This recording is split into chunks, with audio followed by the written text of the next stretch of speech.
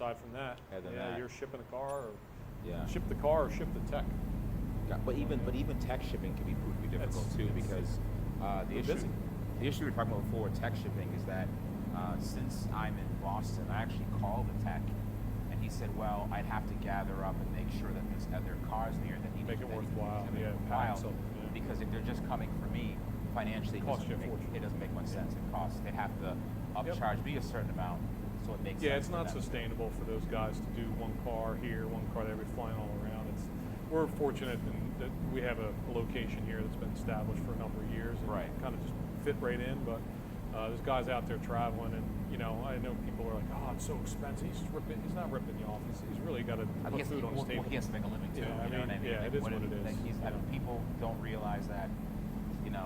They're trying to help people, but it's not like it's not a charity. Yeah, it's not. It's just like they're not sponsored by Fisker. Yeah. Fisker isn't paying them. To We do this offer stuff. it time to time, and people are desperate. But I'm like, I just tell them, look, we need the techs and the tools here because Right. for the people that have been waiting for appointments. So it's Right. it's a tough gig. 12-volt battery condition. I mean, it's Gotcha. got an original battery in it.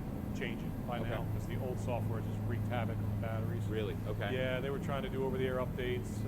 12-volt system wasn't holding up. When the over-the-air update would show up, it would shut the low voltage support system down, and the car was basically running off the 12-volt battery while the software was going in. Right. That's a tiny battery. Didn't hold up very long.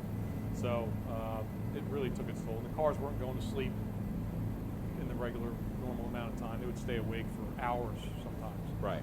So a lot of that's been resolved through software updates. So the 12-volt health is a lot better now to 2.2. So they're the big things.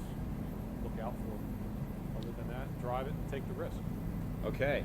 So is this the infamous coolant pump? This is the I got you. Okay, so you block that one off. I see that there. Block that one up there. Yep, and then the other hose is actually straight up here. I see it. Yeah, that's blocked off. Running it. That's neat, man. All right. That's another known issue. These high voltage connectors here. Yep, I have some issues with those. Same area as the Tesla Model 3. Yep, and then we've got this other cable coming off. So this is your photo PVIU, which controls your solar panel. Yep, the solar roof. We had a lot of problems with this high voltage cable here in the early cars.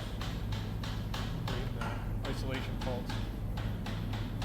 The front drive units have gone bad, making some mechanical noises, and a couple of electrical cable problems inside of them. So Wires rubbing. at this point, how do you resolve a front motor issue?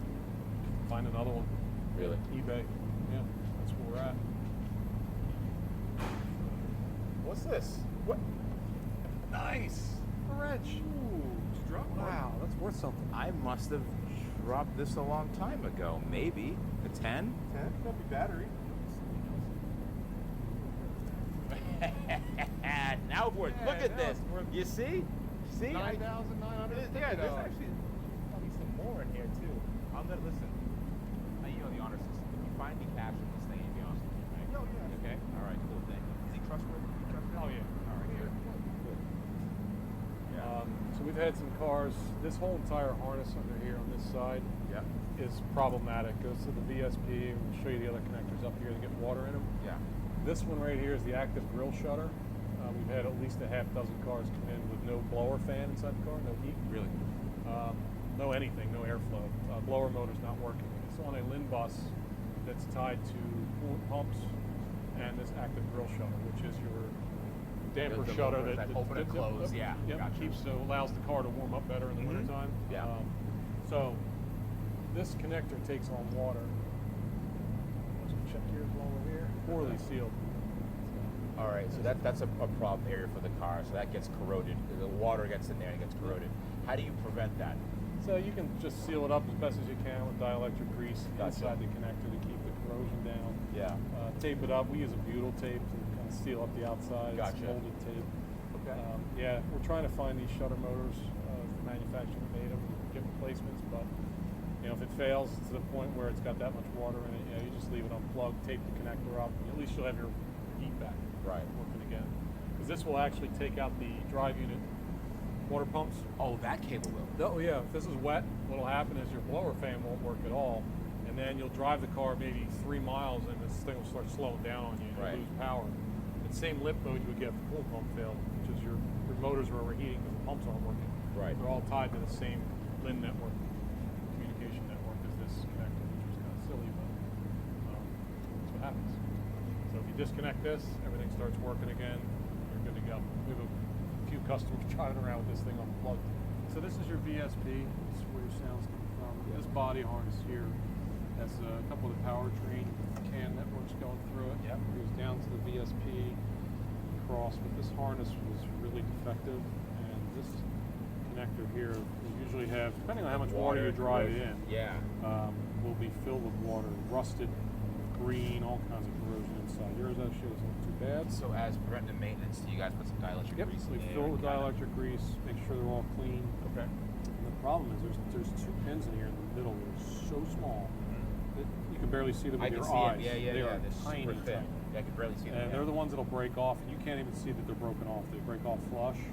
And what'll happen, so you got to physically count the wires going in and the wires coming out, and then count the pins, and that's when you'll realize there's a couple missing, and they're stuck inside the other end. You can't even see them in there. Those holes are so small. Right. So there's 11, I believe it's supposed to be 11 wires, 11 pins in there, nails. So you have to de-pin all of them. and Pin then them push the all. whole thing. We either bypass them. So where do or- you guys get? Let's just say this happens to a customer. Where do you guys get the connectors So from? we'll get a Deutsch connector. Yep. And with the round pins And and a make good your weather own. package, just make our own. Ah, I gotcha. Yeah, for the severe cases, but usually 1 or 2 wires, we'll just bypass them, seal it up, and we'll wrap this entire thing with good butyl. Yep. And seal it up, and then we're good to go. Okay, so this is a final shot of what it looks like now. It's all covered up in butyl. It's all well sealed. You did both of these connectors. So the connectors are dielectric greased on the inside, reconnected, and then we're taking everything, putting it back together, and then we're actually putting it back in factory location. So it's not like we're zip tying. We're actually taking the clip hardware off, Yep. putting it back on with everything sealed and everything ready to go. So yeah, That's solid, man. That looks factory. Nice job, man. That's what we're shooting for. So I've been driving Justin Bieber's Chrome Fisker Karma, and yeah, it turns heads. This thing looks like a concept car that somehow escaped into the wild. It's long, it's low, it's wide.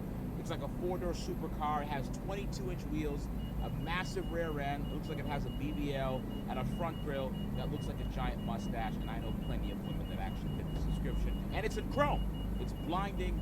Literally brings sunglasses. Now the inside, it's tight. 4 bucket seats, but rear leg room, not happening. The seating position is basically laying down, and the steering wheel, it's straight out of a sci-fi prop closet. It's weird, but somehow kind of cool. And after a decade, it actually aged decently well. It still feels futuristic, but here's the catch. It's slow. Even in sport mode, it's slower than a Chevy Silverado in the quarter mile, and that hurts. Still, I kind of love it, but the real question is this: should I buy it? And what should I swap into it? Should it be a Hellcat, an EV, jet turbine? Let me know in the comments, and we're having a good time, by the way, in the Hellcat minivan, so that video is coming